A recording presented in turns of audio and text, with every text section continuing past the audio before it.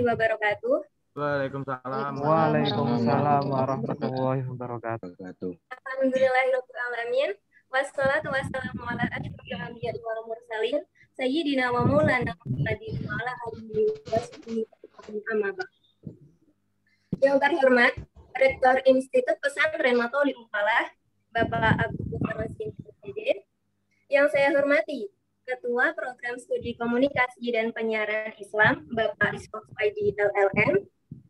Yang saya hormati dosen pengampu mata kuliah Teknik Reportase Media Penyiaran, Bapak Fajar Adi Kurniawan, SIKOM MSI. Dan tak lupa kepada teman-teman KPI Human Up yang saya banggakan. Pertama-tama, marilah kita panjatkan puja dan puji syukur kehadirat Allah Subhanahu wa Ta'ala atas segala nikmat yang telah dilimpahkan kepada kita semua, sehingga kita masih diberikan kesehatan untuk mengikuti acara webinar dengan tema Merangkai Realita dalam Reportase secara virtual. Selawat serta salam mari kita haturkan kepada Nabi Agung Nabi Muhammad SAW, keluarga beserta para sahabatnya. Semoga kita termasuk orang yang mendapat syafaatnya fi yaumil qiyamah nanti. Amin. Amin. Perkenankan, di sini saya sebagai pembawa acara webinar dengan tema Merangkai Realita dalam Reportase yang akan membacakan susunan acara pada sore hari ini. Acara yang pertama, pembukaan. Acara yang kedua, sambutan. Acara yang ketiga, penyampaian materi dan sharing sekaligus tanya-jawab. Acara yang keempat, penutup. Memasuki acara yang pertama, yakni pembukaan. Marilah kita buka acara webinar dengan tema Merangkai Realita dalam Reportase pada sore hari ini dengan bacaan suratul Fatihah. Alaniyatus Sholihah Al-Fatihah.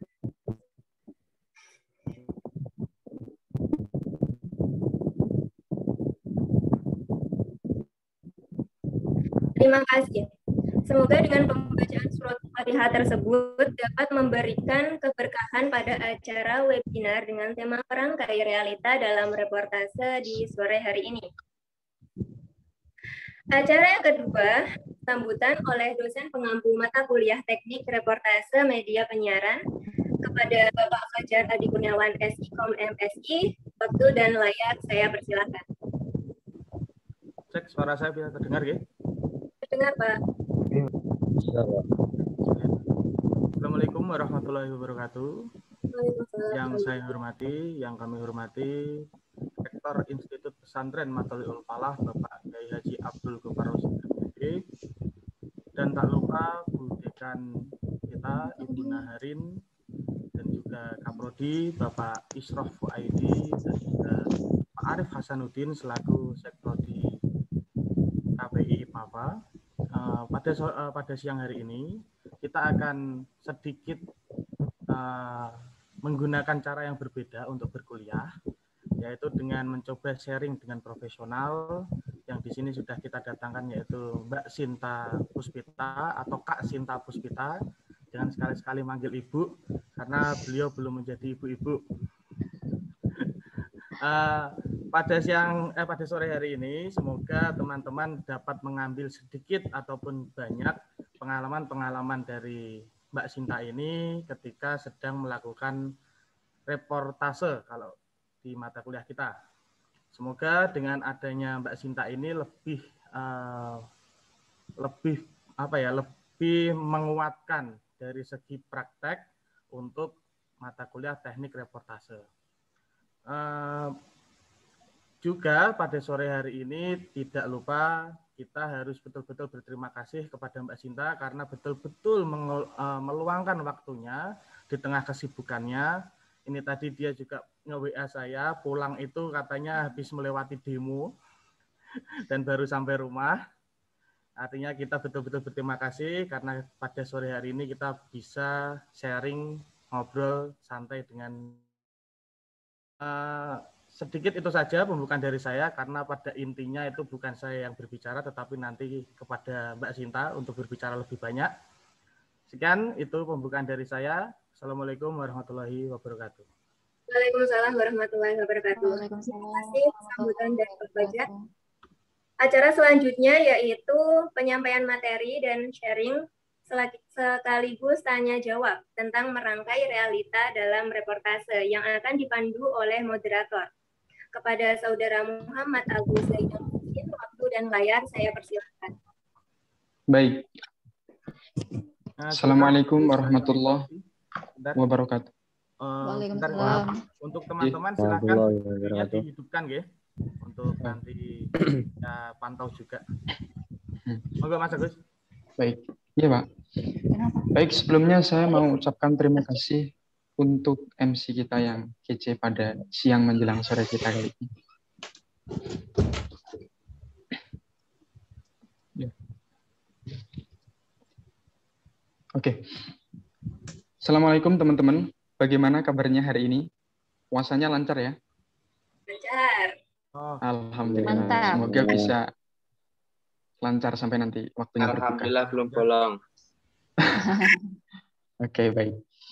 Ya, jadi saya harap nanti teman-teman bisa mengikuti dengan seksama ya sharing-sharing kita kali ini dengan narasumber kita yang sangat luar biasa, yaitu Kak Sinta ya. Aduh. Dengan tema pembahasan kita yaitu merangkai realita dalam reportase. Ini konsepnya dibuat santai saja nanti, sharing-sharing saja. Lebih ke sharing aja ya. Iya Kak.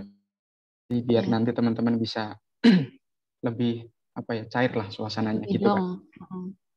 Oke, sebelumnya saya juga akan mengenalkan Kak Sinta kepada teman-teman ya, karena ada pepatah yang mengatakan bahwa tak kenal maka tak sayang. Jadi saya akan membacakan sedikit CV dari beliau ini. Oke teman-teman. Nah, jadi nama lengkap beliau ini adalah Sinta Puspita Ningrum dan Atmaja. Beliau lahir di Kendari pada tanggal 6 Januari 1994. Suku beliau adalah suku Jawa. Ya. Beliau juga mempunyai hobi baca buku, nonton mukbang, nonton film, nonton berita, rebahan. Kalau yang terakhir ini seperti saya ini, rebahan. Oke, selanjutnya cita-cita beliau adalah menjadi orang yang bermanfaat untuk agama, keluarga, dan juga lingkungan.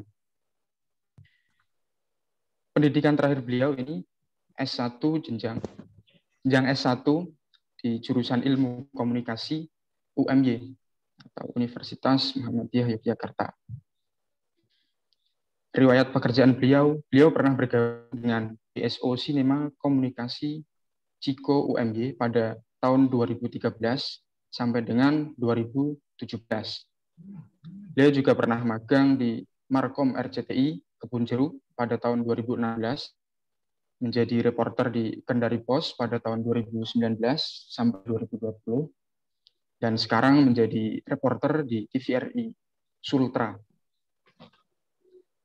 Kemudian ada karya-karya yang pernah beliau buat. Nah, ini di antara lain ada judulnya ini Satu Scene Aja, terus ada Wes Udah, ada Director, terus Memutih, dan lain sebagainya. Kemudian beliau juga pernah membuat video klip musik yang berjudul Entrance. Itu sedikit CV dari narasumber kita yang sangat luar biasa. Oke, nggak usah berlama-lama lah ya. Oke, nggak usah berlama-lama lagi. Kita langsung saja memasuki sesi sharing-sharing kita. Kepada Mbak Sinta atau Kak Sinta, saya persilahkan waktu dan layarnya. Monggo, Kak. Ya, oke. Ya. Assalamualaikum warahmatullahi wabarakatuh. Waalaikumsalam warahmatullahi wabarakatuh. Sebelumnya terima kasih atas kesempatan yang sudah dikasih ke saya, kepercayaan yang sudah dikasih ke saya. Saya sebenarnya kalau mau dibilang sebagai jurnalis juga baru 3 tahun, tapi ya memang pengalamannya ya luar biasa sih. Maksudnya banyak hal-hal yang saya dapatkan dari itu sendiri, dari menjadi seorang jurnalis. Apalagi hari ini tuh sebenarnya hari kebebasan pers, tahu nggak sih teman-teman semua, hari ini tuh tanggal 3 Mei 2021 itu hari World Freedom Day, Hari Kebebasan Pers Sedunia. Dan kebetulan tadi ini sebelumnya saya minta maaf sama teman-teman semuanya, sama semua jajaran IPMAFA, dan juga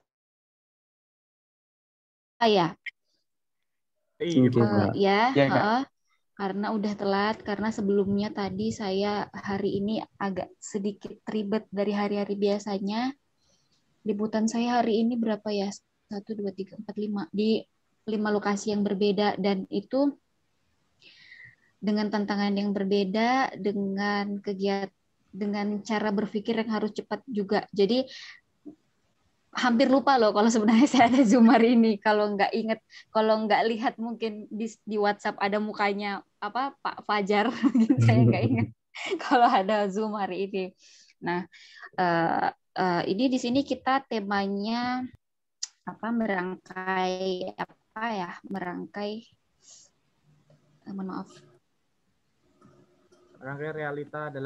realita dalam reportase. Nah, di sini saya lebih ke sharing aja mungkin ke teman-teman atau adik-adik sekalian bagaimana saya berkecimpung selama 3 tahun terakhir di dunia jurnalis.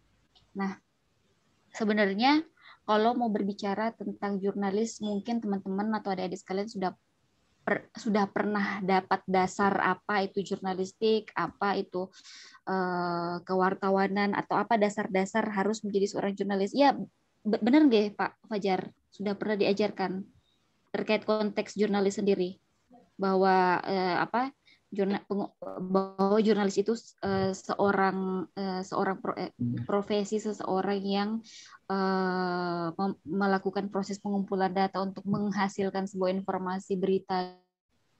Tapi sudah pada tahu pastikan tentang hal itu ya. Jadi mungkin saya nggak begitu panjang lebar terkait hal itu. Mungkin saya lebih ke bagaimana saya sharing ketika saya langsung ditempatkan di suatu TKP kejadian yang harus langsung direportase kepada publish, mungkin seperti itu. Sebenarnya reportase itu hampir sama, reportase itu untuk semua media, entah itu media cetak, media elektronik, media online, itu hampir sama karena reportase itu hampir sama tujuannya yaitu mengolah suatu data yang akhirnya menghasilkan suatu karya berita berdasarkan etika jurnalis. Jadi sebenarnya kalau reportase itu, kalau saya sebelumnya kan saya pernah menjadi reporter media cetak terus tiba-tiba langsung menjadi reporter media elektronik. Itu sebenarnya ada sedikit tidak berbeda jauh, cuman yang menjadi beda kalau di media cetak itu kan ketika kita datang di suatu tempat, kita langsung mengumpulkan data itu bisa kita simpan di catatan, terus baru bisa kita editing. Tapi kalau jadi reporter elektronik seperti reporter televisi di TVRI, saya kan ketika datang di suatu tempat, semua indera, mata, hidung, telinga, rasa itu langsung on, karena di saat itu juga kita langsung langsung mengatakan, mungkin teman-teman sudah pernah melihat bagaimana reportase orang-orang di TV One, di Metro yang baru-baru ini terjadi di Metro itu yang tenggelamnya sapsangnya kapal itu udah benar, itu pakai rasa dia. Jadi kalau untuk reportase untuk media elektronik itu langsung kayak yang ternyata dia di sana, umpamanya kita lagi di demo kayak saya tadi ya, langsung di situasi demo itu langsung melihat ini demonya karena apa, demonya berkaitan tentang apa. Jadi di situ tuh kita langsung mengeluarkan rasa indera, kelima indera kita ditambah satu indera lain lagi gitu, maksudnya indera rasa. Sebenarnya jurus sebagai seorang reporter untuk memberikan informasi reportase itu satu, kepo. Jadi sebagai jurnalis itu kita harus jadi kepo. Sebenarnya nggak ada salahnya orang-orang pada bilang kamu kepo. Kalau jurnalis memang harus punya itu. Jurnalis itu harus kepo. Jadi apa-apa harus, ketika datang di suatu lokasi kejadian atau TKP kriminal atau apapun itu, kamu itu langsung terserah tanya siapa dulu, warga kah, langsung sama polisinya kah, atau kayak gimana. Pokoknya langsung tanya, Pak ini kejadiannya kayak kenapa, ini pokoknya 5W1H itu langsung harus ditanyakan, entah itu benar atau tidak. Jadi kamu harus bertanya itu di banyak narasumber dan akhirnya nanti diakumulasikan yang nanti bisa diinformasikan. Seperti itu. Apa ya, saya jadi bingung deh mau ngomongnya gimana. Kayaknya lebih ke teman-teman lebih kayaknya mau penasaran nanyanya gitu biar bisa saya jawab gitu mungkin. Nah, iya Pak Kak. Fajar. Lebih Iya, Kak. penasaran Seperti itu. mau tanya tentang apa. Jadi soalnya biar terarah. Saya jembatani sedikit. Pembahasannya lebih gini aja sih. Jadi teman-teman itu kan saya yakin belum pernah 100% untuk terjun ke lapangan. Jadi mungkin lebih ditebalkan di tips and triknya bagaimana cara ketika di lapangan kita harus menghadapi siapa, bagaimana kita bersikap. Oh, ya. Ketika kertas kosong itu harus ditulis apa dahulu gitu. Itu lebih penekanan di situ. Ketika teman-teman nanti di lapangan tidak bingung dan tidak salah dalam bertindak gitu aja. Oke. Sekarang yang lagi hangat di daerah Pati apa? Yang lagi hangat beritanya? Abidin, ayo apa? Artinya FK tak? Enggak, yang di daerah lokal aja. Daerah kalian yang maksudnya yang berhubungan, yang bisa dikonfirmasi sama dinasnya atau wilayah setempatnya mungkin. COVID-19 aja ya. COVID-19. Kalau COVID-19 kan itu sudah menjadi isu nasional yang di setiap daerah juga pasti setiap jurnalis pasti bahasnya tentang itu semua. Jadi kalau apa yang harus dilakukan sama teman-teman kan biasanya siapa sih yang harus dijadikan narasumber untuk menjawab pertanyaan-pertanyaan atau mengumpulkan berarti kalian siapa dulu? Pertama, Dinas Kesehatan. Dinas Kesehatan, Satgas COVID-19, warga juga bisa, kepolisian juga bisa, tapi di sini yang lebih berperan penting itu Dinas Kesehatan karena dia yang punya andil besar terkait COVID-19. Nah, ketika kamu sudah ngambil COVID-19 dan ditujukan kepada Dinas Kesehatan, kalau kosong nih, saya kalau mau meliput itu selalu bukan kosong juga sih, biasa suka mendadak. Nah, kalau dalam keadaan mendadak dan masih kosong, dalam artian kita masih belum ada pertanyaan atau apa, bukan berarti kita tuh kosong blank ya, maksudnya nggak mungkin kita meliput dalam keadaan kosong benar-benar kosong, tapi pasti tahu COVID-19 itu karena apa, pasti karena corona, pasti ada yang sudah ada dalam otak teman-teman semuanya terkait apa yang mau diliput, cuman yang mau ditanyakan mungkin bingung, ya kan? Nah, kalau sudah sampai contohnya vaksin sekarang ini kan yang lagi yang lagi naik daun sekarang kan tentang vaksinasi lansia, ya kan? Vaksinasi lansia dan juga vaksinasi untuk tenaga pengajar yang akan dilaksanakan bulan Juni untuk membuka tatap muka di bulan Juli. Nah, kalau semuanya kita angkat isu sekarang gini deh, kita ngambil contoh, mungkin kita teman-teman mau turun ke lapangan berkaitan dengan isu besar yakni dibukanya pembelajaran tatap muka di bulan Juli 2021 nanti. Nah, itu kan udah ada edaran dari Kementerian Pendidikan dan Kebudayaan. Nah, di situ udah ada 2 narasumber yang bisa kita cari. Pertama, Dinas Pendidikan, kedua Dinas Kesehatan. Nah, untuk mendapatkan untuk mendapatkan konfirmasi dari Dinas Kesehatan, kita harus ke Dinas Pendidikan dulu. Jadi kalau teman-teman mau datang terkait itu, mungkin kita mau turun ke lapangan ya, terkait vaksinasi pembelajaran tatap muka di bulan Juli nanti, datang dulu ke Dinas Pendidikan atau satuan pendidikan lah, sekolah paling minim itu datang ke sekolah. Maaf.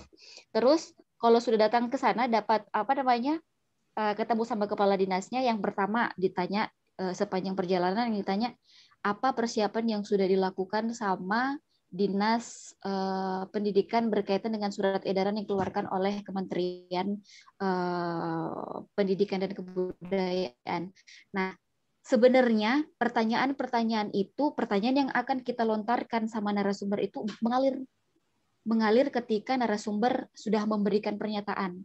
Nah, kadang kalau dia sudah memberikan pernyataan, kita tuh pasti ada rasa kepo. Kok bisa sih kalau semuanya ya, Pak, ini kan sudah ada edaran Pak dari Kementerian Pendidikan dan Kebudayaan terkait akan dibukanya pembelajaran tatap muka di bulan Juli 2021. Dari pihak Bapak sendiri Pak, di Pati sudah ada kesiapan apa saja Pak untuk hal tersebut? Soalnya syaratnya kan harus ada pertimbangan bahwa seluruh tenaga pendidik harus divaksin Pak. Nah, biasanya kepala-kepala dinas jawabnya itu formalitas. Pasti jawabnya, oh iya benar Mbak, itu sudah ada surat edaran dan edarannya sudah sampai kepada kami. Itu kami sudah melakukan hal-hal yang sesuai dengan arahan kementerian. Itu pasti bakal pertanyaan seperti itu. Tapi kita kan nggak mungkin berhenti begitu saja kan. Jadi kamu harus benar-benar neken dia. Dan satu-satunya, iya Pak, salah satunya apa saja yang sudah dilakukan sama Dinas Pendidikan untuk itu. Mungkin data-datanya Pak, sudah ada berapa jumlah tenaga pendidik di Pati Pak yang sudah yang akan menjalani vaksinasi, atau sudah berapa sekolah di Pati yang sudah terdata di Dinas Kesehatan Pak, atau sudah disalurkan data itu ke Dinas Kesehatan. Biasanya lagi kepala dinas itu atau pejabat-pejabat yang berkepentingan itu pasti jawabnya, oh iya Mbak, itu sudah, mungkin karena dia kepala dinas, mungkin orang-orang yang lebih tahu di bawahnya kan, pasti dia jawabnya gini, oh iya Mbak, itu sudah kami arahkan sama kepala-kepala bidang atau khususnya di bagian SMK dan SMA, sudah kami arahkan kepada seluruh satuan pendidikan untuk mendata dan dimasukkan ke kepala dinas. Nah, kalian juga tidak mungkin mengambil pernyataan itu saja gitu. Pasti harus bagaimana caranya kamu harus mojokin kepala dinas untuk bisa bicara. Jalan satu-satunya, oh ya Pak, dengar-dengar nih Pak, pokoknya kamu harus mancing kepala dinasnya biar bisa ngomong angka, paling tidak itu. Jalan satu-satunya, Pak bisa dibeberkan nggak sih Pak ada berapa sekolah atau ada berapa sekolah yang bersedia dan nggak bersedia nih gurunya mau divaksin? Biasanya kalau dia sudah seperti itu baru bisa mepet. Oh, mungkin kisaran kalau seperti saya kemarin itu waktu nanya itu sampai dia mojok sekali itu akhirnya dia ngomongnya, oh ya Mbak, sekitaran 200 lebih sekolah sudah siap, tapi ada beberapa mungkin guru yang tidak bisa melaksanakan vaksinasi. Dia ngomong kayak gitu. Terus nanti teman-teman itu nggak bisa langsung nggak bisa langsung berhenti begitu saja ketika bertanya seperti itu. Pokoknya kalau teman-teman wartawan kan dia senjatanya kalau bukan kamera, mic sama HP ya, pasti kan nyodorin kayak gini nih. Jadi dia tuh kalau mau lewat harus ditahan terus kayak gini biar dia tetap ngomong. Itu jalan satu-satunya, tapi yang penting teman-teman berani aja dulu. Soalnya gini, kepala di statusnya wartawan itu sama pejabat-pejabat, entah itu dia presiden, gubernur, wali kota, entah itu rektor, siapapun itu sama posisinya. Bahkan kalau bisa dibilang ya, jurnalis itu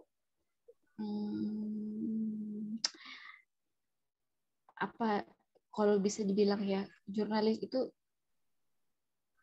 kalau mau dibilang di atasnya mereka juga enggak, ya sama lah paling tidak. Jadi tuh mereka sebenarnya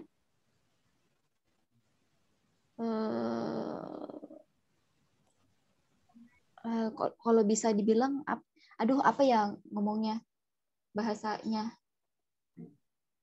takut sama wartawan, lebih ke situ. Nah, makanya kalau seumpamanya teman-teman masih benar-benar blank tentang apa yang harus ditanyakan itu, saya juga sebenarnya nggak bisa langsung ngasih tahu gimananya, karena saya sebagai reporter ini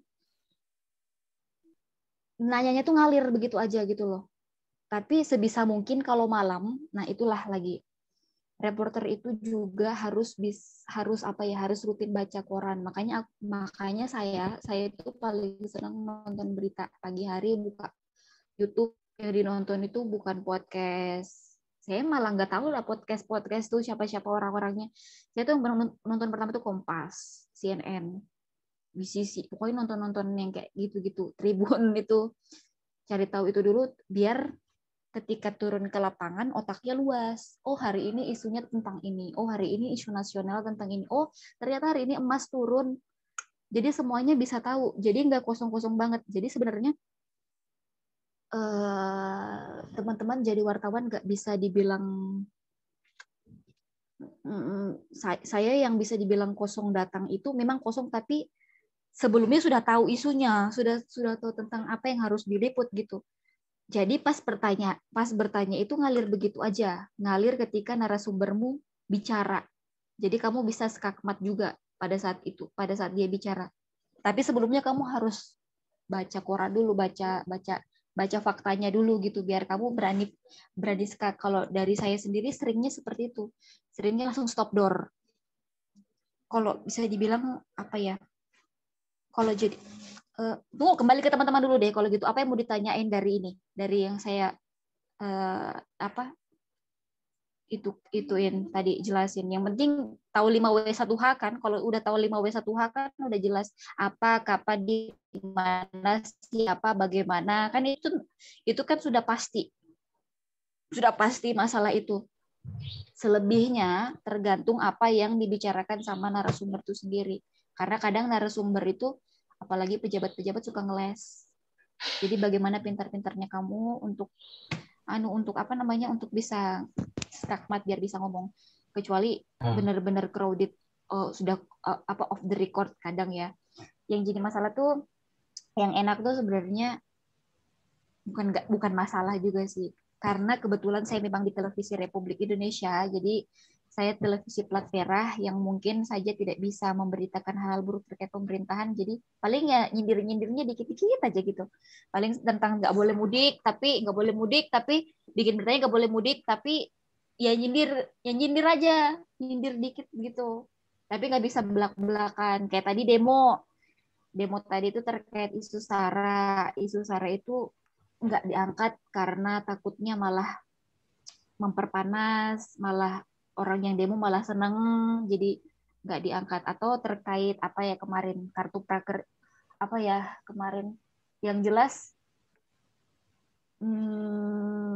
kalau di saya saat ini yang menjabat sebagai reporternya untuk Pelat Merah tetap menjadi controlling pemerintahan, tetap memberikan informasi yang independen, tetap sama dengan bagaimana etika-etika bagaimana wartawan-wartawan pada umumnya. Teman-teman kayaknya kalian harus bertanya gitu, biar mancing saya. Iya, Kak. Siap. Oke, gimana teman-teman? Kalau memang ada yang ditanyakan, monggo. Bisa Gak ditanyakan apa-apa, santai langsung. aja ya. Iya, siap. Kita seangkatan kita. Setelah mendengar sedikit cerita dari Kak Puspita, tentunya ada pertanyaan juga nih dari teman-teman. Monggo, saya persilakan. Saya ingin bertanya sedikit ya, Mbak. Berdasarkan apa tadi penjelasan Mbak, ada siapa namanya? Syahid Nur Rahman. Perkenalkan dulu Mas, namanya Mas. Ya, perkenalkan nama saya Syahid Nur Rahman ya. Berdasarkan dari yang Mbak jelaskan tadi, ada beberapa isu yang tidak diangkat oleh reporter, terutama reporter TVRI atau Plat Merah. Nah, apakah ini juga menjadi bagaimana ya? Apakah ini juga berlaku bagi wartawan swasta, televisi swasta gitu, Mbak? Apakah ada isu yang dilarang untuk diangkat atau memang ini peraturan khusus bagi wartawan TVRI gitu? Sebenarnya gini, udah itu aja. Ya. Udah. Sebenarnya TVRI nggak ngelarang apapun itu, yang penting bisa dilihat kemaslahatan ke depannya gimana gitu. Kalau seumpamanya sebenarnya tadi waktu demo tadi kan isunya ini kan tadi ini sempat bacok-bacokan ya. Di sini tadi sempat bacok-bacokan. Jadi kalau kita mau liput itu takutnya kita mempertimbangkan ketika kita liput kegiatan bukan demonstrasi. Ini tadi bukan demo tadi nih. Ini tuh tadi tawuran. Ini lebih ke tawuran karena tadi bacok-bacokan samurai tadi. Kenapa tidak kita angkat? Karena takutnya nanti malah teman-teman yang melakukan amuk rasa dan perang-perangan samurai-samurai ini merasa bangga gitu. Wah, aku masuk televisi, aku diliput, suatu saat mau ngulang deh. Takutnya seperti itu. Nah, hal lain juga yang tidak kita angkat karena takutnya kita malah mengotori bulan puasa gitu. Padahal di bulan puasa kan nggak harus gitu untuk memberikan informasi terkait itu. Cukuplah wartawan-wartawan Facebook lah, mereka sajalah yang yang bikin berita-berita yang walaupun itu di berita-berita Facebook itu tidak sesuai dengan etika jurnalis. Biarkan mereka saja. Kalau untuk masalah media swasta, mungkin ada beberapa media-media online yang mengangkat hal itu. Tadi ada beberapa media online kecil yang sudah angkat terkait itu, sudah di-sharing, saya juga sudah baca. Tapi biasanya kalau media-media besar seperti Kendari Pos, tempat pernah saya bekerja, hal-hal yang tidak punya nilai, itu tuh tidak ada nilainya loh. Teman-teman bisa ngerasain ada nilainya nggak sih dari tawuran? Kamu lihat orang bacok-bacokan, apa bedanya itu dengan berita-berita Facebook yang simpang siur seperti itu? Kecuali ketika semua sudah redam, ketika aparat sudah turun, sudah diklarifikasi, sudah ada penyidikan dari kepolisian, sudah ada jalan damai, itu baru ada nilainya. Kalau cuman hanya liputan orang-orang, iya pemirsa saat ini saya tengah berada di tengah tawuran, kalau dibacok gimana? Di bulan puasa juga bukan berarti nggak berani, ya nggak ada nilainya aja gitu. Maksudnya nggak ada kemaslahatan buat orang, yang ada orang tambah takut, yang malah teman-teman yang tawuran juga malah merasa bangga, jadi merasa eksistensi ini udah diliput sampai sama TVRI sama media, pengen ngulang lagi, takutnya malah memotivasi mereka gitu doang sebenarnya, Syahid. Ya, makasih Mbak. Saya kira untuk reporter juga memberitakan semuanya gitu. Nggak ada peristiwa-peristiwa gitu kan. Iya, nggak apa-apa sebenarnya. Cuman yang jadi masalah kan kalau itu belum ada yang bicara itu kan nggak mungkin kita bicara sama orang yang tawurannya. Kita kan cari narasumber yang betul-betul berkapasitas. Yang berkapasitas itu siapa? Kepolisian, orang kriminal. Polisi yang bagian kriminal Diskrimsus Polda. Nah kalau sudah ada rilis dari mereka itu baru bisa diliput. Tapi kalau yang masih kayak gitu tadi, masih bacok-bacokan, darah-darahan, bakar mobil, kayak nggak ada nilainya sih. Cuman ya paling kalaupun ada ya teman-teman media-media yang masih kecil gitu, biasanya diangkat itu biasa untuk narik simpati aja sih medianya mereka, biar klik biar ada reading gitu, biar ada kalau dibaca sama orang kan dia tambah naik kan media ini. Tapi memang tidak menutup kemungkinan reporter itu tidak boleh mengangkat, boleh, tapi ya dicari aja kemaslahatannya untuk kedepannya ada positifnya apa enggak untuk orang, dia kira-kira berita itu bisa bermanfaat enggak sama orang, kayak gitu aja kan. Yang penting informasi itu kan informasi yang memberikan informasi yang bermanfaat. Kalau hal seperti itu nggak bermanfaat, orang juga sudah pada tahu di daerah situ ada demo, orang juga sudah tahu nggak bakal datang ke situ, nggak bakal lewat jalan itu, udah pada tahu. Lebih kuat Facebook sih sebenarnya dibanding media sekarang gitu. Tapi lebih bedanya itu kalau Facebook, kalau reporter bagaimanapun informasi-informasi di luar selain karya dari jurnalis tetap dikatakan itu belum dinamakan berita sih. Yang namanya berita itu ketika keluar dari tangan seorang jurnalis. Ada lagi, teman-teman? Jangan sampai media itu menjadi media penyebar teror, Zen. Intinya kan seperti itu. Iya, begitu. Takutnya nanti kita dibilang kenapa sih dia nyebarin, maksudnya kan nggak bermanfaat juga sih. Masih banyak hal lain tentang COVID-19, tentang hal-hal yang lebih berfaedah dibanding tawuran yang tadi itu berdarah-darahan gitu. Nggak ada bedanya sama itu. Kayak gitu, teman-teman. Ada lagi nggak yang mau ditanyain? Terima kasih. Ada, Mbak. Teman-teman, selanjutnya. Jangan lupa saya Mas ya. Siapa perkenalan? Gini, Mbak, nama saya Bega Faisal Amri. Saya mau bertanya, izin bertanya. Tadi kan Mbak kan bilang kita harus peka dan berpikir cepat. Bagaimana cara mewujudkan berpikir cepat ini bisa profesional gitu loh? Berpikir cepat bisa profesional. Udah? Yang profesional, iya. Udah. Tambah, Mbak. Boleh ya? Boleh. Ini apa? Saat kita melakukan reportase ya, Mbak ya, kita kan terkadang ada kejadian yang tidak saya duga. Ya tidak saya sih, kebanyakan. Tapi kan bagaimana kita agar tidak malu dalam kejadian tersebut itu saat melakukan reportase. Contohnya kayak gimana dulu contohnya nih? Enggak terduganya. Maksudnya ada kejadian yang di luar misalnya gitu ya? Misalnya terjatuh apa gimana, apa kepleset kan? Oh. Enggak terduga. Oh iya. Ya, udah itu. Udah, Mbak. Kalau berdasarkan ya terima kasih. Siapa tadi namanya?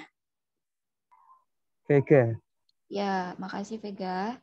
Ini kalau untuk berpikir cepat itu yang seperti saya katakan tadi, ketika kita datang di suatu tempat peliputan, semua indera memang harus on. Mulai dari mata, hidung, telinga, perasaan itu sudah harus on semuanya. Jadi semuanya harus bisa mengabarkan ke otak kamu apa yang harus kamu tanyakan ke dia. Nah, kemudian bagaimana caranya untuk bisa cepat dan secara profesional. Kita ambil salah satu contohnya saya aja ya, pas saya ditunjuk dan ditugaskan untuk meliput kegiatan itu apa tuh namanya, pesawat tempur yang baru-baru ini, atau jangan pesawat tempur lah, kayak itu aja deh yang paling dekat. Itu tuh saya blank. Saya di hari itu, di pagi itu, Sinta, kamu liputan di Lanut Halu Oleo untuk liputan orang latihan pesawat tempur. Kan itu nggak ngerti kan? Ya udah, perjalanan kan otomatis perjalanan selama perjalanan dari mobil itu make up dulu, kan yang kalau di televisi kan kita harus on juga kalau perempuan ya. Wajahnya juga harus on sampai di sana. Tapi tuh make up tuh sambil mikir, aduh nanti di sana apa ya yang ditanyakan. Selama perjalanan itu sebenarnya perjalanan menuju ke lokasi itu sebenarnya otak kamu itu sudah harus bisa komunikasi ke mata kamu, ke telinga kamu, ke pikiran, ke mana-mana itu sudah harus mikir. Nanti sampai di sana kamu harus lihat apa ya? Sampai di sana nanti kira-kira yang mau ditanya siapa? Kira-kira nanti di sana apa aja yang mau ditanyain? Itu sudah harus on. Nah, ketika pas sampai di sana waktu itu saya posisi Lanut masih kosong. Kamu nggak punya data apapun, masih kosong, cuman sama supir TVRI doang, supir TVRI juga nggak tahu apa-apa. Akhirnya ketemu sama petugas satpam, bukan petugas, apa sih biasa tuh pos gitu loh kalau mau masuk ke daerah-daerah militer gitu kan, tanya dulu, Pak ini bentar kira-kira, Pak ini bentar jam berapa, Pak ini bentar ada kegiatan latihan pesawat tempur yang dari Madiun ya Pak, gitu. Oh iya Mbak, mau ada. Nah, itu udah ada informasi. Udah jam berapa kira-kira Pak? Kira-kira ada berapa pesawat tempur yang bakal mendarat? Itu udah dapat informasi. Nah, ketika dia menyampaikan informasi, oh iya Mbak, perkiraan ada 6 pesawat tempur yang akan mendarat Mbak. Nanti tapi mereka nggak banyak melakukan aktivitas Mbak, turun ngambil bahan bakar aja. Nah, itu kan sudah informasi. Oh iya Pak, makasih ya Pak. Arahnya kemana? Diarahkan ke tempat ke sana, ke tempat lokasi kejadiannya. Nah, di situ baru mulai. Ini kira-kira siapa yang memberikan kapasitas besar? Satu yang paling diinginkan ketika aku nanya dulu deh ke teman-teman. Saya nanya ke teman-teman dulu. Kira-kira kalau teman-teman di posisi saya, siapa yang paling pertama yang paling kalian inginkan untuk diwawancarai? Siapa? Kira-kira? Pilot, Pak. Siapa? Pilot. Benar. Itu adalah hal yang paling bernilai tinggi ketika kita bisa mewawancarai pilot pesawat terbangnya. Tapi ternyata itu nggak mungkin.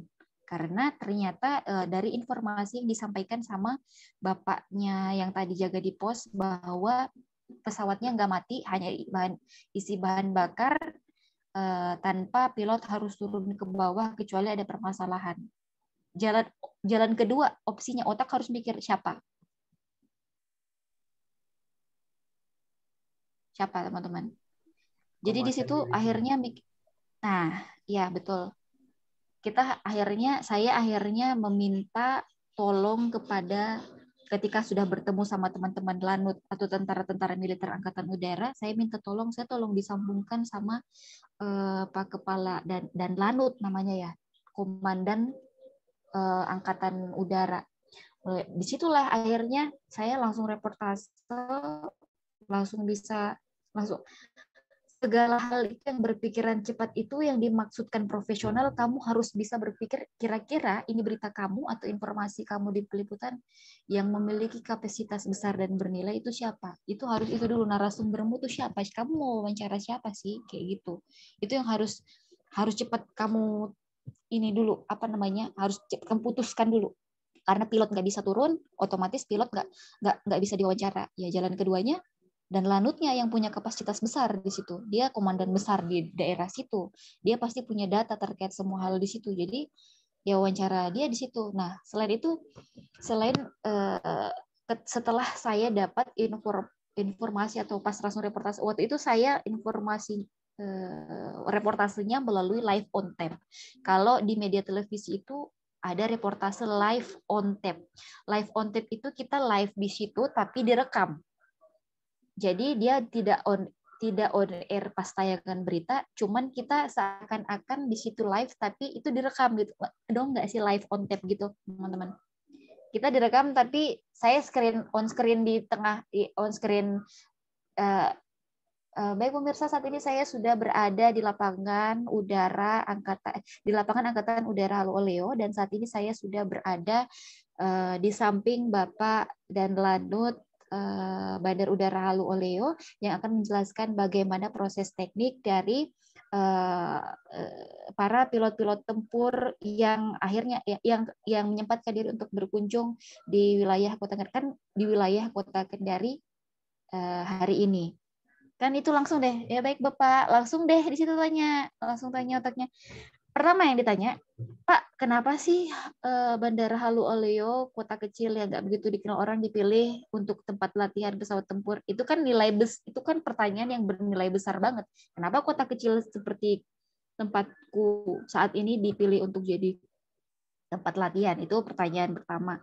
Jadi mengalir aja, seperti saya katakan tadi teman-teman. Jadi pas bertanya itu ngalir, nanti pas dia nanya, nanti tanya lagi, Pak, kira-kira durasinya berapa lama dia di sini? Yang ngalir aja pertanyaan-pertanyaan itu. Itu teman-teman.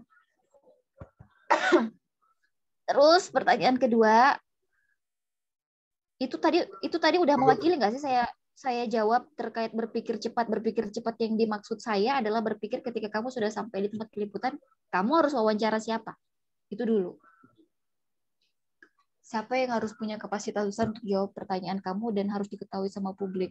Jadi, karena kalau kamu sampai di Halu Oleo, di bandara itu kan nggak mungkin kamu wawancara satpamnya, nggak mungkin kamu wawancara petugas yang nggak ngerti. Jadi salah satunya itu, cari tahu dulu, berpikir cepat itu kamu harus wawancara siapa. Itu dulu. Terus ketika sudah tahu, baru bisa bikin pertanyaan-pertanyaan yang pertanyaan 5W1H itu, apa, siapa, kayak gitu. Terus siapa tadi? Vega tadi udah mewakilin pertanyaannya nggak sih? Mana Vega ya? Belum, Mbak. Belum, maksudnya Vega itu gimana? Bisa ketika harus lagi profesional. Masa yang nyambung pertanyaan kedua ya, Pak? Iya, Mbak ya? Apa beda? Apa gimana? Yang pertanyaan kedua ya? Apa yang pertama? Ini kan tadi saya jawab pertanyaan berpikir cepat profesional. Yang pertama sudah Mbak, sudah mewakili. Yang kedua tadi apa? Yang kedua, saat kita melakukan reportase dan kita tiba-tiba dikejutkan sesuatu. Oh ya, itu terjadi pada saat waktu saya langsung live on tape, itu udah panjang lebar bicara, terus tiba-tiba pesawatnya langsung take off, itu kan kenceng ya, latah saya. Jadi copot mah, Allahu Akbar, kayak gitu kan. Akhirnya ngulang. Itu sebenarnya kalau itu alhamdulillahnya nggak on air, tapi saya pernah sekali on air waktu itu live ketika hari apa sih itu yang di Kemenkumham, pokoknya saya liputan di lapas kalau nggak salah. Waktu itu saya liputan di lapas dan itu live on tape di berapa, ini 17 Agustus kan ada remisi itu kan, remisi dan saya ditugaskan ke lapas 2 Kendari ya untuk pemotongan masa tahanan waktu itu.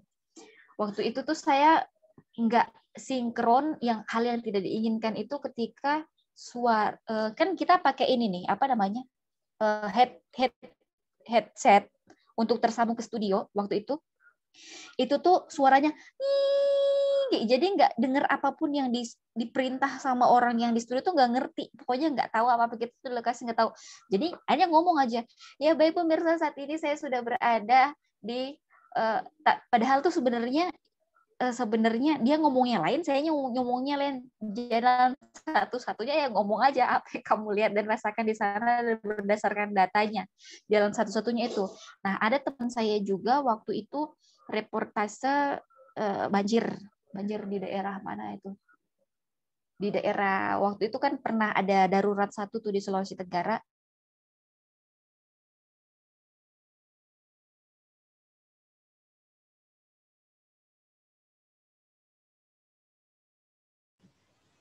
Koneksinya terputus kayaknya.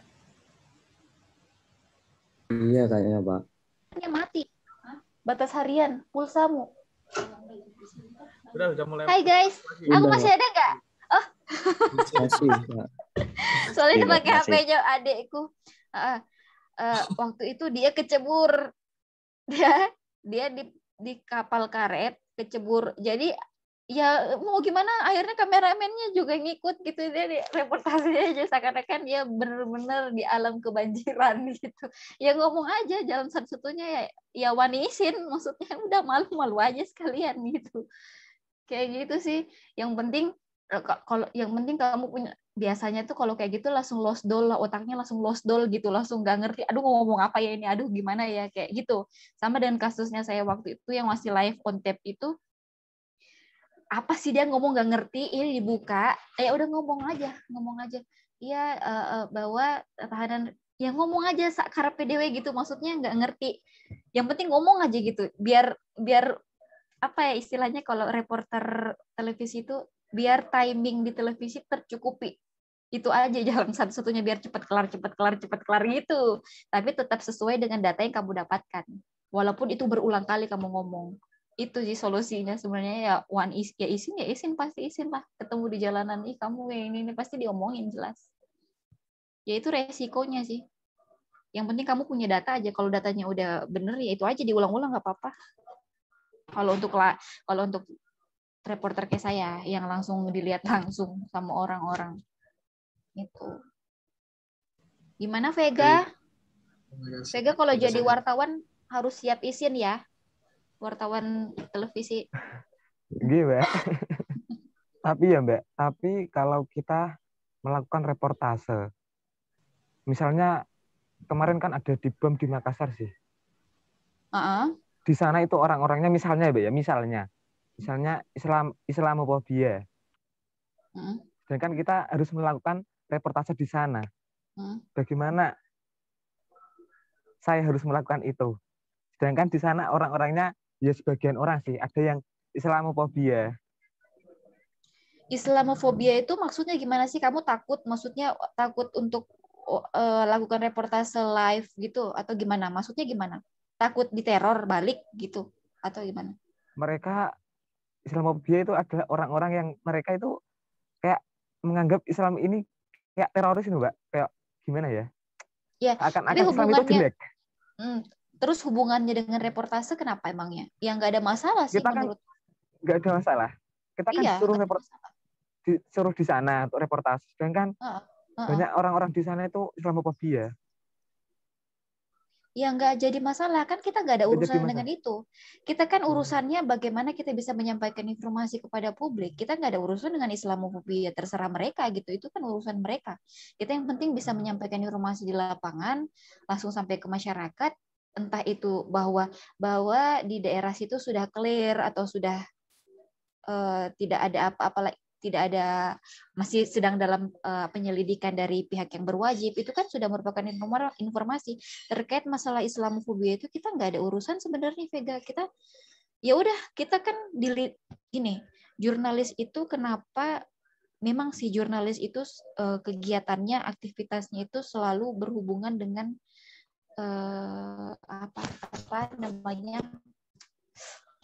aku lupa,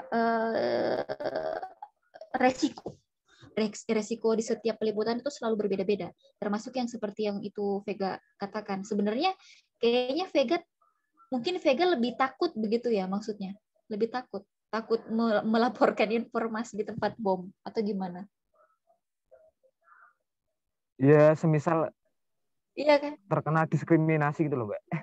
Soalnya kan ada sih. Nggak mungkin. Karena jurnalis itu ada dilindungi oleh Undang-Undang Pers di nomor 40 tahun 1999. Jadi kalau ada apa-apa, kita dilindungi sama undang-undang. Kita ada dalam undang-undang, karena makanya itu jurnalis itu dia profesi yang punya etika. Apa ya Pak Fajar? Kalau profesi itu kan dia punya etika, seperti dokter disumpah ada etikanya, jurnalis juga ada etikanya. Selagi kita tetap dalam jalurnya sebagai jurnalis atau tetap dalam jalur etika jurnalis, kita nggak bakal ada masalah. Walaupun kita mau berkaitan dengan Islamofobia, ISIS atau apapun itu, kalau memang tujuan yang memberikan informasi, kita nggak ada masalah, kita tetap dilindungi. Selagi kita tetap memberikan informasi yang benar sesuai dengan fakta. Ya, posisinya sebagai untuk menyebarkan pesan berita, bukan informasi kita ikut dalam konflik itu, Vega, sebetulnya. Ya, betul. Kita sebagai orang netral menyampaikan berita, gitu. Menyampaikan isinya, bukan ikut ngobrak-ngabrik. Nah, biasanya bukan ikut ngobrak-ngabrik terkait dari masalah yang ada, gitu. Kita melaporkan. Iya. Kita lebih mengklarifikasi, karena kan isu-isu yang beredar kan banyak pada saat pemboman itu terjadi. Banyak yang bilang ini Allah, bela, cela dari oknum inilah. Nah, kita posisinya di situ, kita mengklarifikasi, cari data di sana bahwa ternyata nggak benar, ternyata ini dilakukan oleh hanya 2 orang tersangka yang dipastikan mereka adalah suami istri ini. Itu kan kita sebagai pengklarifikasi sih. Kita nggak bisa ngikut-ngikutin hoax itu. Walaupun memang terkonfirmasi apa yang dikatakan hoax itu benar, ya kita mau nggak mau ya bilang ya benar bahwa apa yang telah dikatakan bahwa pemberitaan sebelumnya benar, tapi tetap aja kita dalam posisi netral, nggak bisa ikut-ikutan kita mendukung kegiatan pemboman itu, atau kita juga berada di pihak yang berwajib. Kita kan posisinya netral. Dan jurnalis itu dilindungi, insya Allah. Insya Allah. Selama ini aman-aman aja kan, Sin? Terima kasih atas jawabannya. Iya, jangan takut karena kita dilindungi oleh undang-undang gitu ya, Mbak. Iya, nomor 40 tahun 1999. Okay. Ya, tetapi juga untuk jadi jurnalistik atau ketika menyampaikan sebuah pesan berita juga tidak boleh semena-mena kita juga gitu loh, karena kita juga nggak boleh, etika jurnalistik harus berdasarkan fakta, gitu. Harus sesuai fakta, karena based on kita juga fakta, bukan cerita yang kita karang gitu ya, bukan opini ya. Juga Mas Agus ya, terima kasih atas penjelasannya dari Mbak Puspi, Mbak Sinta dan juga Pak Fajar. Untuk Mas Vega gimana, Mas? Ada yang ingin ditanyakan lagi atau cukup? Cukup, kita lanjut Mas. Cukup. Berarti lanjut ke pertanyaan selanjutnya saja ya. Monggo, teman-teman. Pertanyaan selanjutnya. Saya mau tanya dong. Baik, perkenalkan diri dulu. Erna. Ya, saya Erna, Kak. Jadi gini, jadi reporter kan harus terjun lapangan. Kalau panas kepanasan, kalau hujan kehujanan. Nah, itu kan capek. Tentu. Nah, keseruan apa yang nggak banyak orang tahu di dunia reportase yang Kakak alami gitu, biar memotivasi kami gitu. Apa gimana? Keseruan apa yang nggak banyak orang tahu di dunia reportase? Keseruannya ya? Kami, Kak. Rata-rata ya. Saya adalah korban cinlok. Serius. Gini, sebenarnya kalau mau dibilang jadi seorang jurnalis, menjadi seorang jurnalis tuh capek. Capek iya. Apalagi jurnalis itu tuh kerjanya hanya nunggu aja konfirmasi kepala dinas, konfirmasi pihak-pihak yang untuk mengklarifikasi hoax itu kan kita nunggu biasa. Saya ya susahnya itu pernah nunggu sampai 8 jam hanya untuk mendapat konfirmasi dari pihak terkait dan jawabannya hanya bilang, "Oh, itu tidak benar." Itu sudah menjadi jawabannya. Keseruannya adalah ketika kita dalam waktu menunggu itu kita kan ngumpul tuh teman-teman wartawan, ya udah ngobrol-ngobrol cerita, asiknya lebih ke situ ngobrolnya malah bukan berkaitan, tidak lebih ke apa isu yang mau kita tanya sih, lebih ke kegiatan hobinya kita apa makanya itu saya katakan tadi biasanya teman-teman wartawan banyak yang menikah dengan teman-teman wartawan itu sendiri kayak gitu. Keseruan lainnya, kamu punya banyak link. Jadi kontak-kontak di HP saya ini sebagian besar tuh pejabat-pejabat. Jadi kadang kalau mau bikin status tuh yang ngelihat kepala dinas ini, rektor ini, pejabat ini, itu teman-temannya kayak gitu. Jadi kayak suka kikuk sendiri gitu loh. Aduh diliatin sama dia. Kadang suka di-hidden, kadang suka nge-hidden biar nggak diliatin sama mereka. Biasa Dirlantas ngeliatin story, biasa rektor UHO ngeliatin story, biasa direktur apa ngeliatin, direktur Pertamina ini ngeliatin. Jadi enaknya itu kalau jadi jurnalis tuh punya banyak kontak yang orang-orang nggak milikin. Kamu bisa dekat sama rektor 1, rektor 2, bisa akrab dengan kepala dinas ini, bisa akrab dengan gubernur, wali kota. Kayak teman yang orang-orang, makanya saya katakan tadi jurnalis itu sebenarnya sama posisinya dengan mereka semua.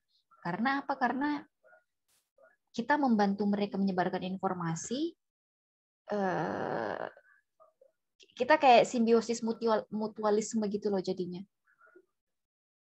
Ya enaknya itu lebih ke kamu punya banyak link. Kalau seumpamanya kamu kenalan sama Dirlantas, direktur lalu lintas Polda gitu, lu mau bikin SIM, nggak apa bisa bantu dong Mbak, ini kayaknya SIM-nya mau diperpanjang gimana, enaknya kayak gitu sih. Tapi ya jangan pernah juga sih terus-terusan mengandalkan posisi wartawan kamu. Nah enaknya lagi, KTP saya kan KTP saya, SIM saya, pekerjaan saya tertulisnya wartawan. Itu berawal dari bikin SIM. Gara-gara bikin SIM itu, pekerjaannya apa? Wartawan. Jadi akhirnya ngikut-ngikutan. KTP ikutnya wartawan, apa-apa wartawan. Jadi kalau lihat status ini wartawan, oh ya malah tiba-tiba segan aja gitu mereka. Oh iya Mbak, langsung kayak yang kayak takut gitu loh. Padahal kan kita biasa aja gitu. Sama aja. Tapi mungkin karena takut diberitakan kayaknya, karena kan sering kayak gitu sih biasa kalau puskesmas mana nggak mau ngelayanin, dikit berapa menit kemudian keluar berita. Kalau lagi mamanya ya enaknya tuh kalau kita lagi ngantri puskesmas, kira-kira nih Erna jadi seorang jurnalis tapi nggak bawa identitas jadi jurnalis nih, nggak, kamu nggak dilayanin dengan baik di puskesmas, tapi kamu punya teman-teman wartawan di media lain. Ini aku nggak dilayani nih sama ini, kayaknya alasannya kayak gini. Berapa menit kemudian link berita terbit. Kirimlah. Takutlah jadinya tanya, Mbak pekerjaannya apa? Oh, pokoknya langsung. Tapi sebenarnya apa ya? Posisi itu juga ada baiknya, ada nggak baiknya, karena tanggung jawab sebagai wartawan itu dunia akhirat loh. Karena kamu menyampaikan, kita tuh sama seperti syiar loh jadinya. Kita menyampaikan syiar gitu, menyampaikan informasi ke halayak luas gitu. Mau baik enggak benernya kamu bakal tanggung itu. Itu sih kayaknya kesulitan terbesarnya nanti ketika di akhirat nanti. Karena kadang ada wartawan yang suka nyelenong gitu, bikin berita-berita yang berkepentingan gitu. Karena dia kepentingan sama ini, jadi dia bikin berita bagus-bagus aja terus dia. Ya meskipun juga di pelat merah juga kadang apa ya, bukan menonjolkan hal yang baik, yang namanya juga kita kan posisi di pemerintahan, kadang kita kontrol juga, kontrol kegiatan kalau negur dalam bentuk kontrol gitu. Karena kayak gitu sih. Enak, susah, enak, sama rata sih, Erna. Itu. Ya, tapi lebih enaknya banyak link lah. Mau dapat beasiswa, diatur. Kayak gitu. Jadinya.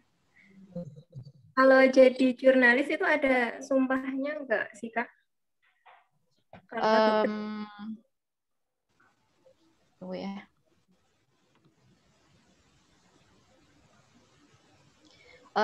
Kalau sumpah itu, kalau sekarang kayaknya itu ketika ini sih, sekarang ini kan ada yang namanya Aliansi Jurnalis Independen, ada juga yang namanya PWI. PWI itu kayak yang kumpulan-kumpulan orang-orang wartawan Indonesia. Biasanya kalau sudah jadi jurnalis biasa setiap 6 bulan itu dites. Jadi dites kapasitas kamu, kualitas kamu sebagai jurnalis itu udah bener atau belum. Biasanya di situ. Terkait sumpah itu bukan berarti kita seperti dokter gitu ya. Bukan berarti saya bersumpah sebagai seorang jurnalis. Enggak seperti itu. Yang dimaksudkan kita itu bisa mengikat janji sebagai jurnalis yang tidak berkepentingan dan harus independen itu ketika kita tetap mengarah sama etika jurnalis. Dan mungkin saya nggak bisa jabarin etika poin-poin etika jurnalis itu seperti apa. Mungkin teman-teman nanti bisa download bagaimana etika jurnalis ketika kamu sudah sesuai dengan apa yang dikatakan dalam poin-poin etika jurnalis itu, kamu sudah berada di sumpah sebagai seorang jurnalis gitu sih. Terus profesi jurnalis itu bisa maksudnya keluar masuk seenaknya gitu, Kak? Kalau mau berhenti. Keluar masuk gimana? Maksudnya? Itu lagi ya. Nah, sekarang kan udah banyak berjamur tuh media-media online ya. Media-media online yang ngecek-ngecek gitu. Bukan ngecek-ngecek juga sih. Media-media online yang tiba-tiba datang, saya adalah wartawan media ini. Kadang narasumber tahu sendiri kok biasanya. Tahu sendiri, ini media baru nih. Ini belum ditahu kapasitasnya benar apa enggak. Nah, kalau masalah dia mau keluar, mau jadi jurnalis dengan tidak jadi jurnalis, itu bisa aja sih. Kadang, sering, bahkan banyak yang terjadi seperti itu. Cuman kadang ya gini, ketika kamu sudah tidak menjadi seorang jurnalis, suasana dan kondisinya bakal berbeda banget. Dan biasanya banyak teman-teman yang keluar dari jurnalis itu, mereka sudah bergabung sebagai pemerintahan. Jadi istilahnya, yang tadinya kamu dekat sama kepala dinas, yang tadinya kamu dekat dengan beberapa pejabat-pejabat, tiba-tiba kamu berada di bawahnya dia yang harus matuhin dia gitu. Ya itunya ada Erna, ada. Intinya ada yang bisa, banyak malah yang melakukan hal itu hanya karena memang kalau mau dikata wartawan itu kan gajinya nggak seperti yang teman-teman duga. Itu memang harus sepenuh jiwa aja. Jiwa untuk memberikan informasi, hak otoritas gitu, hak otoritas masyarakat untuk mendapatkan informasi yang benar. Tapi jangan ini, tunggu, tapi teman-teman kalau memang ada niat jadi jurnalis ya diniatin dulu hatinya, biar jangan setengah-setengah gitu, kan kasihan. Kalau mau profesional, kalian profesional.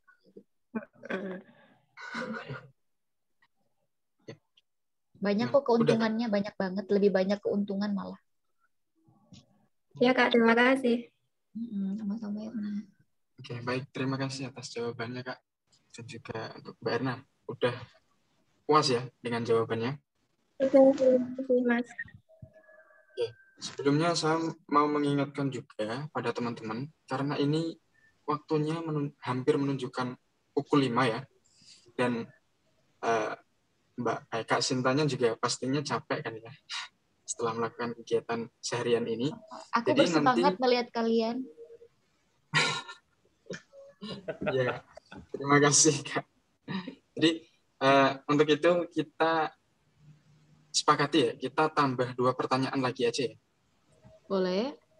Kalau masih ada yang mau bertanya. Dia pergi kemana? Kemana dia pergi?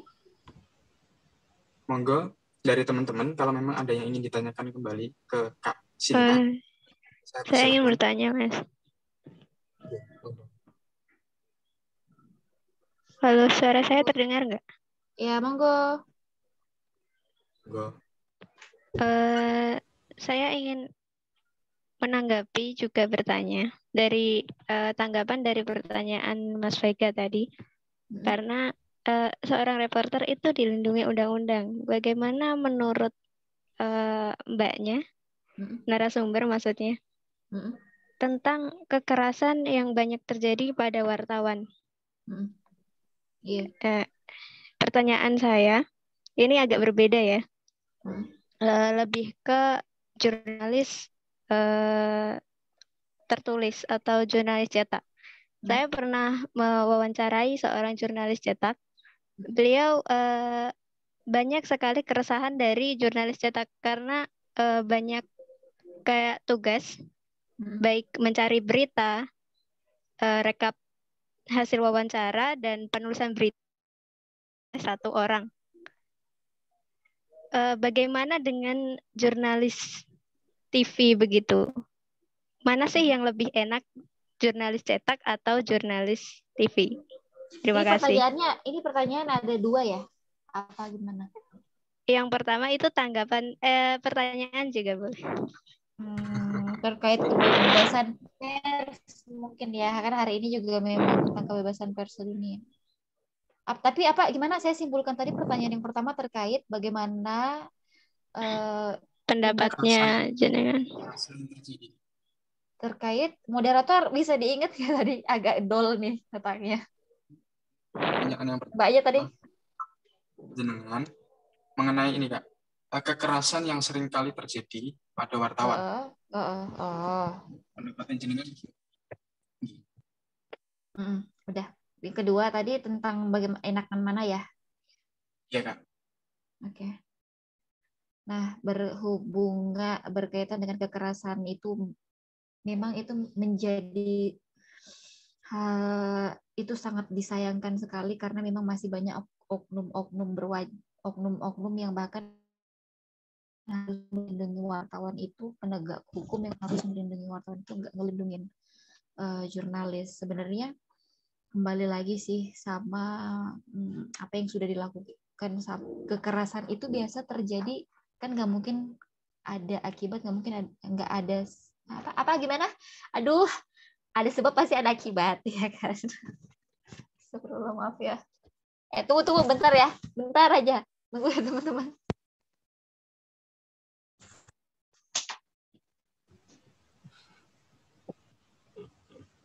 Orangnya hyperaktif.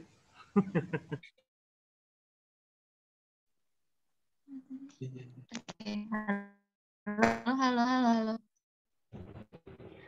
Kalau terkait macam kekerasan itu, tadi juga saya habis wawancara sama Sekretaris Aji tentang bagaimana kebebasan pers yang sudah dirasakan sama jurnalis di wilayah Kota Kendari. Saya mungkin mengutip sedikit pernyataannya dia. Tadi dia mengatakan bahwa memang itu sangat disayangkan sekali bahwa kekerasan terhadap pers di Sulawesi Tenggara sendiri masih belum dirasakan kebebasan persnya untuk memberikan informasi, bahkan ketika jurnalis yang seharusnya dilindungi sama pasal 1 Undang-Undang Nomor 40 tahun 1991 itu belum dirasakan sama jurnalis atau wartawan. Ada beberapa oknum-oknum aparat justru yang bahkan melakukan kekerasan tidak dalam bentuk terus-terusan dalam bentuk fisik ya teman-teman. Kekerasan bisa dalam ucapan verbal atau bagaimana dia hanya sekedar dengan posturnya dia, itu sudah termasuk kekerasan. Seperti beberapa waktu yang lalu di daerah Pulau Buton yang masih termasuk daerah wilayah Sulawesi Tenggara sempat dipenjara. Padahal jurnalis itu sendiri tuh dia hanya menginformasikan kepada publik terkait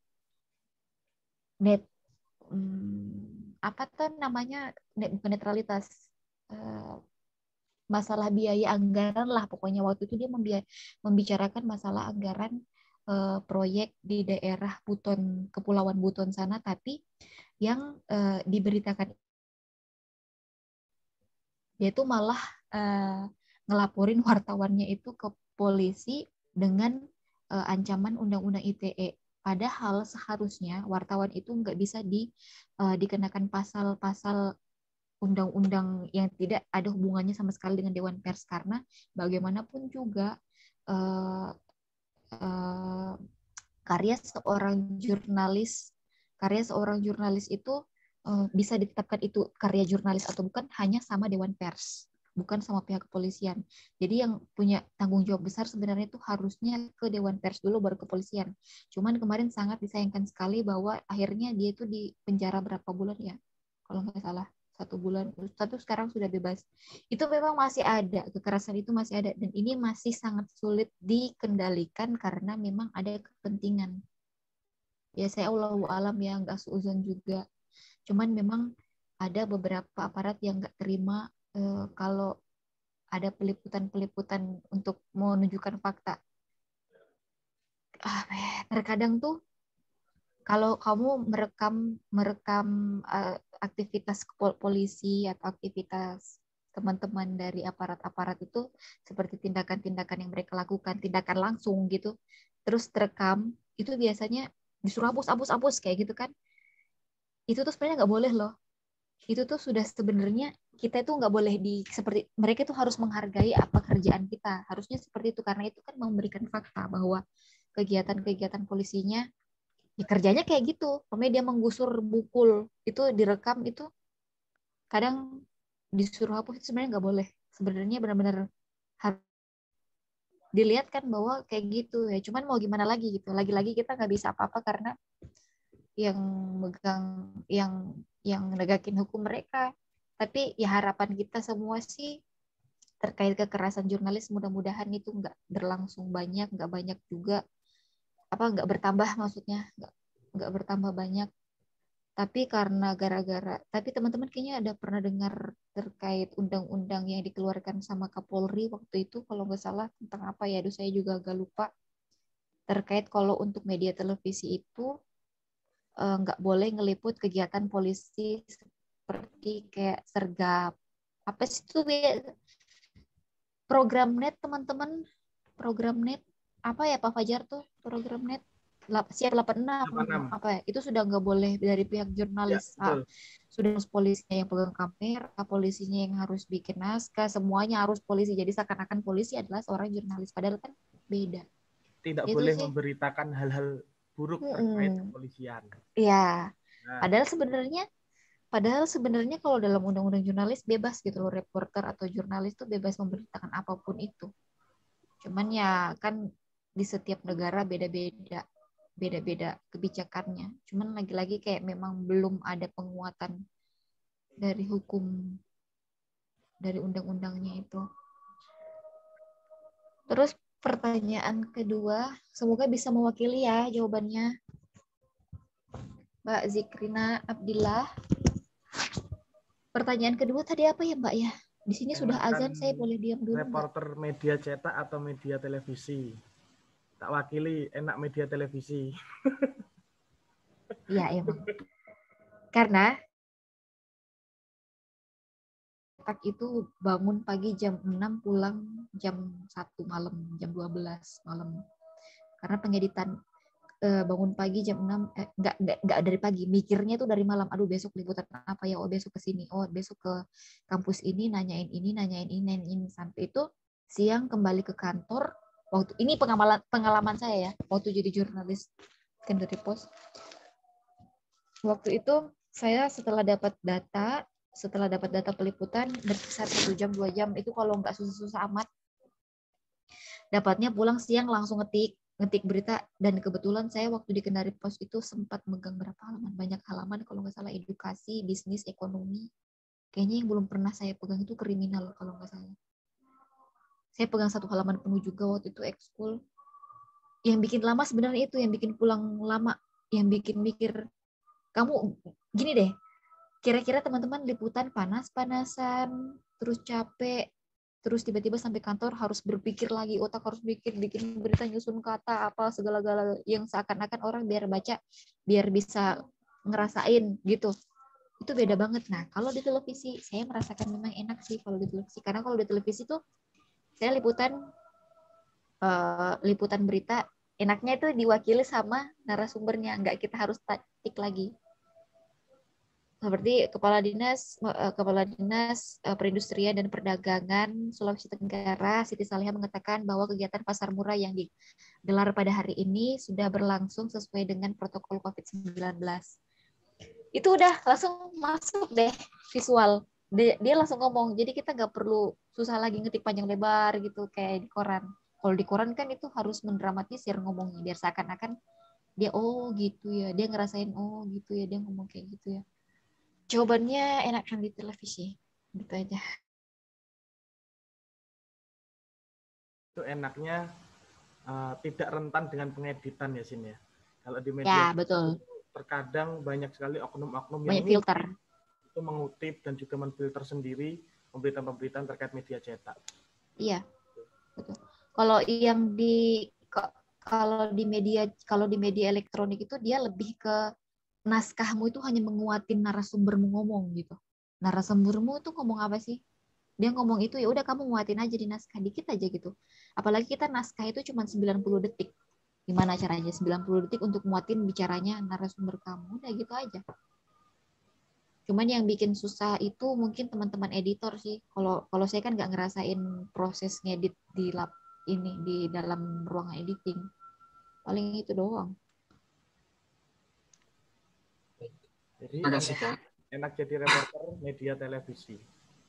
Iya. Tapi harus nanggung izin karena seperti tadi yang kata Vega katakan, ketika suatu hal terjadi dan tidak terduga gitu. Contoh terpeleset ketika reporter ya sini. Kecebur apa? Kecebur. Oh, ada loh yang kayak gitu beneran. Ada lagi teman-teman? Sebelum kita lanjut ke pertanyaan yang terakhir, Kak. Saya perkenankan dulu untuk Kak Sinta membatalkan puasanya. Mungkin minum dulu.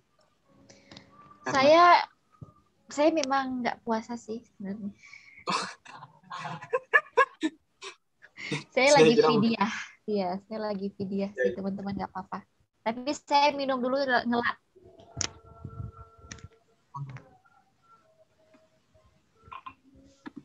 Udah, teman-teman belum buka ya? Sabar ya. Oke. Monggo dari teman-teman kalau memang masih ada yang ingin ditanyakan pada Kak Sinta tentang dunia reportase, saya persilahkan. Nanti kalau mau tahu banyak tentang aktivitasku, follow aja Instagram karena biasa suka story-story kegiatan reportase. Cantumin aja Kak nanti Kak Instagramnya. Jadi kan promosi aja jadi. Ya, nanti saya sebelum masuk pertanyaan terakhir nih, kalian tahu nggak sih saya dan Pak Fajar itu seangkatan dan sekuliahan waktu S1 ya Pak Fajar ya, Mas Fajar. Tuh makanya dia tuh asik anaknya. Ya, galau. Nggak tahu menurut pasti mereka dia dosennya baik pasti. Baik sekali dia baik loh, hatinya lembut. Katanya Mas Ruli galak, Pak. Nah, ya kalau digalak, ya kan ada. Masa sih, Jar? Keren banget kamu, Jar. Jangan gitu lah, Jar. Enggak. Kan kamu lagi mahasiswa, Jar. Ya, jadi ini gimana teman-teman? Masih ada yang ingin ditanyakan ke Mbak Sinta? Kalau enggak, saya sendiri nih yang tanya. Ya udah, monggo, ya. Mas Agus. Ya mungkin gini sih ya. Waktu pertama kali masuk di dunia reportase Kak, biasanya kalau dari media-media elektronik ini yang dipertimbangkan pertama apa sih Kak? Apakah karena kita pernah magang di salah satu stasiun TV yang besar, kita juga diprioritaskan atau apa sih Kak biasanya yang dipertimbangkan itu dari media-media elektronik? Maksudnya dari pihak perusahaan.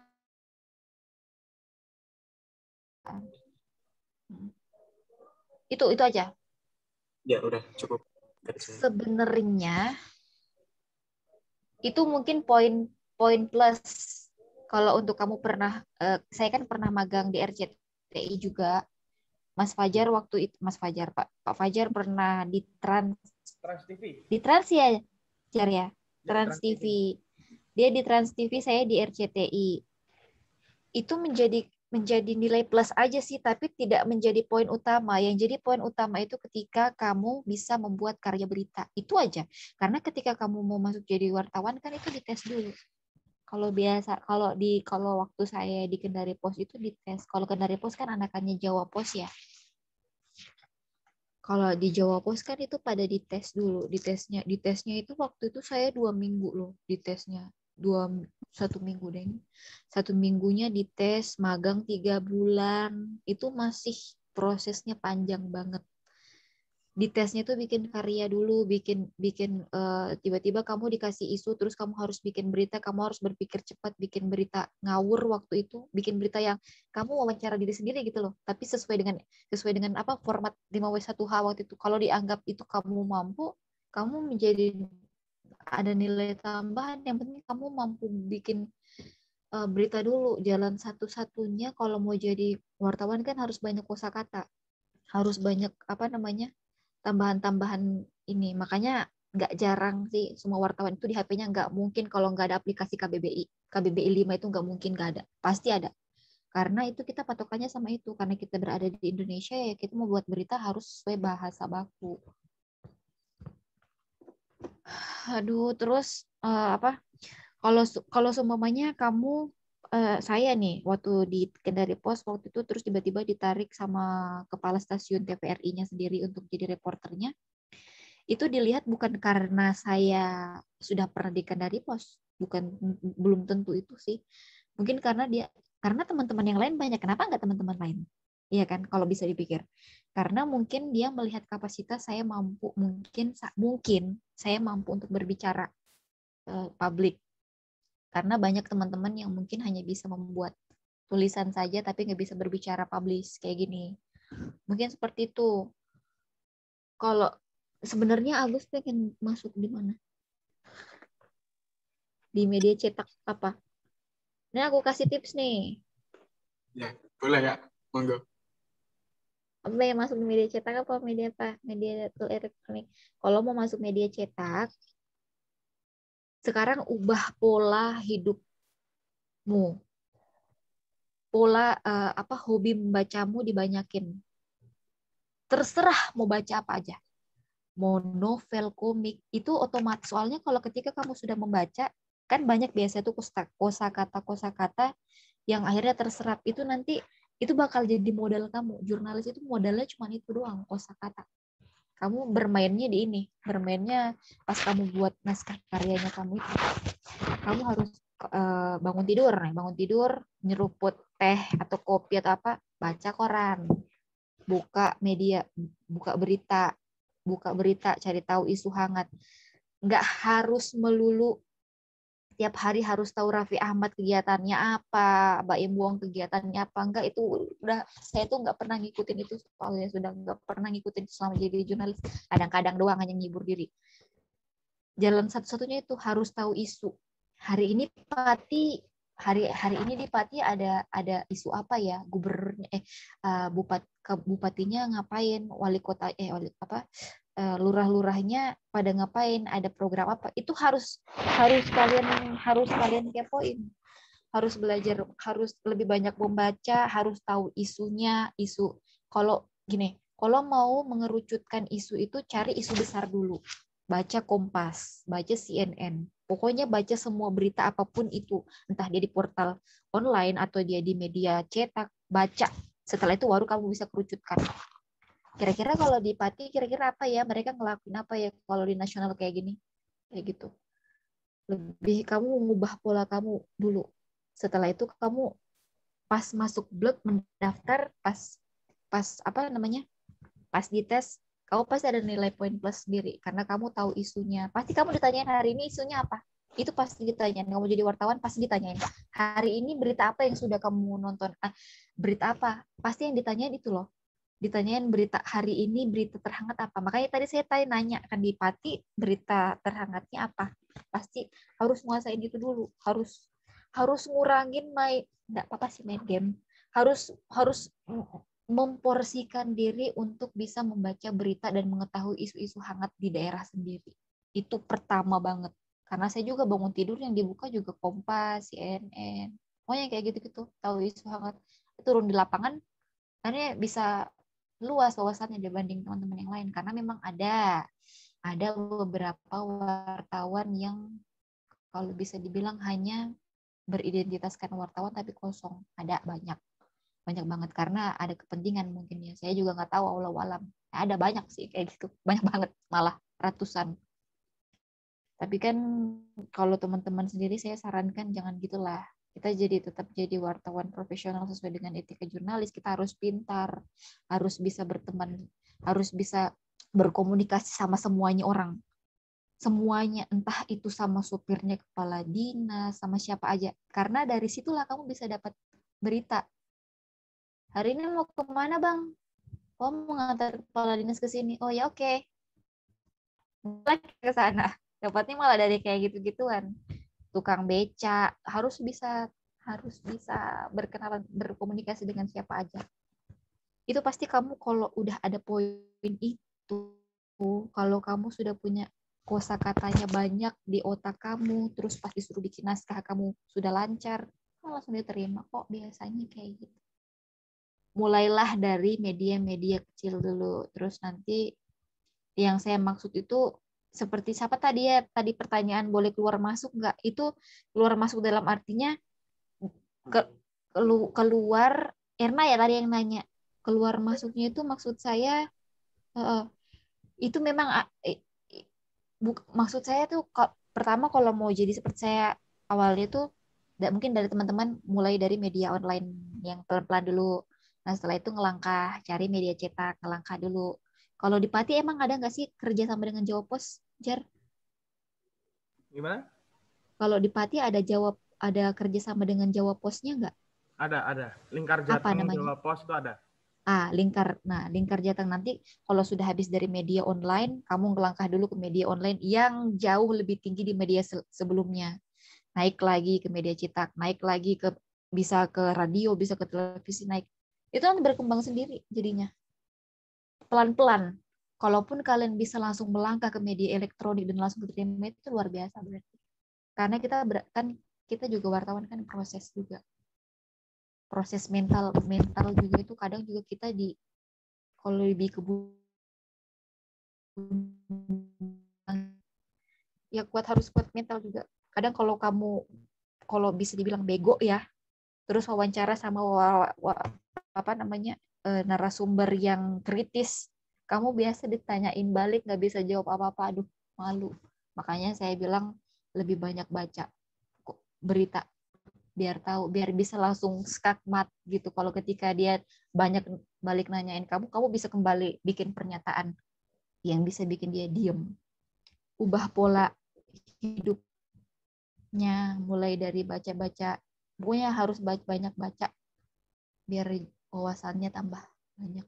Kalau jadi jurnalis, semuanya segmen bisa ditahu. Kamu ditanya apapun sama orang bisa jawab. Itu gimana Pak Moderator, Pak Agus, Mas Agus? Ya. Baik, terima kasih Kak atas jawaban dan juga tipsnya tadi buat saya. Oke, ini tadi pertanyaan terakhir ya teman-teman ya. Sebelum saya tutup acara sharing-sharing kita pada hari ini, saya pengen closing statement juga dari Kak Sinta untuk teman-teman agar tetap semangat nantinya dalam belajar reportase ini. Iya. Ini semester berapa, Tah? 4, Kak. Oh, semester 4. Oh, masih sangat panjang. Iya, udah. Saya apa, deh? Satu angkatan. Oh iya dong, jelas. Saya aja masih semester 2 kok. Ya, karena berhubung memang waktu kita sangat sedikit, mungkin teman-teman bisa mengenal jauh saya, mungkin bisa kenalan lewat media sosial di Instagram atau di Facebook, monggo. Mungkin teman-teman bisa add atau follow saya, atau saya mungkin bisa follow teman-teman. Mungkin kalau nyari saya namanya Sinta Puspita sesuai dengan nama saya ini. Itu cari aja, nanti kita bisa jauh kenalan lebih dekat, sharing-sharing jauh lebih dekat lagi. Terus mungkin closing statement saya, mungkin semoga apa yang saya katakan atau saya informasikan dan mungkin ini banyak kurangnya, saya mohon maaf sama teman-teman. Semoga teman-teman yang masih di semester 4 ini bisa menjalani proses perkuliahan dengan lancar, bisa cita-citanya kalau memang ada yang ingin jadi wartawan, semoga sukses, bisa lancar, bisa jadi wartawan yang jauh lebih besar dibanding kita bisa jadi di atasnya Mata Najwa mungkin, dan semoga IPK-nya tinggi ya. Udah, itu aja sih. Amin. Amin, amin, amin. Baik, terima kasih Kak untuk closing statement.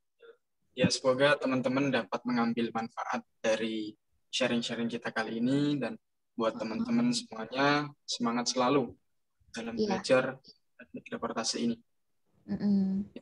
Baik, itu mungkin dari saya. Foto di sini.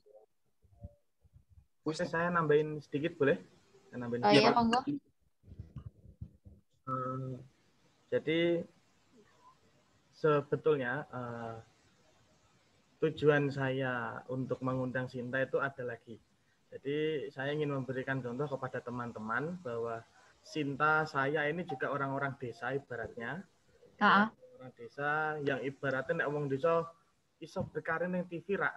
Nah, ternyata Sinta ini adalah salah satu bukti bahwa teman-teman ketika kita belajar dengan serius, apalagi menekuni satu bidang tertentu dengan serius, juga bisa berkarir di salah satu televisi nasional lah ibaratnya. Televisi nasional ataupun bisa televisi yang jangkauannya satu provinsi.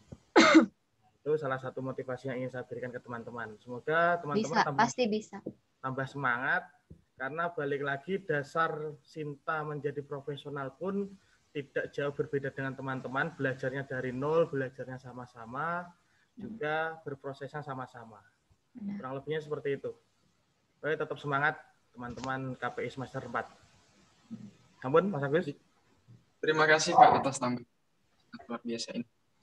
Oke teman-teman ya, untuk acara sharing ini kita tutup dulu, dan kemudian saya akan menyerahkan lagi ke MC. Dari saya, kurang lebihnya saya mohon maaf yang sebesar-besarnya apabila ada tutur kata yang kurang berkenan di hati teman-teman ya, dan juga narasumber dan Pak Fajar. Saya mohon maaf. Assalamualaikum warahmatullahi wabarakatuh. Waalaikumsalam. Waalaikumsalam warahmatullahi wabarakatuh. Doa Nabi Muhammad. Baik, acara yang terakhir yakni penutup. Alhamdulillah kita telah sampai di penghujung acara. Terima kasih banyak kepada narasumber Mbak Sinta ya, moderator Mas Agus dan Pak dosen Pak Fajar, serta teman-teman KPI Human Up yang telah menyimak acara dari awal sampai akhir. Semoga banyak ilmu yang didapat bermanfaat bagi kita semua. Sebelum acara kita tutup, kepada semuanya dimohon membuka videonya untuk sesi foto bersama. Mas Ibrahim bisa ngasih apa-apa? Ya, monggo teman-teman yang belum membuka videonya bisa membuka dulu. Ini mau ngapain? Foto dulu. Foto dulu sih, foto virtual. Oke. Sek ya. Ya, silakan diberikan aba-aba. Nanti semuanya bilang buncis ya pada hitungan ketiga.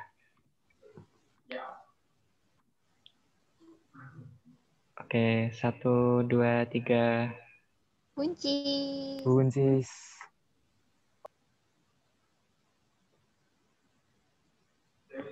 Mau diulangi sekali lagi atau sudah ini? Sekali lagi. Salam sekali lagi. Salam komunikasi. Salam komunikasi ya. Gimana salam komunikasi? Ada salam komunikasi sekarang, Sin. Oh ya. Gimana? Ini. Oh iya.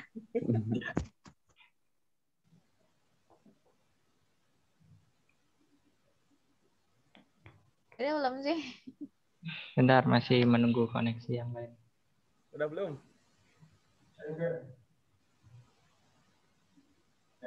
Ya, saya hitung 1, 2, aduh.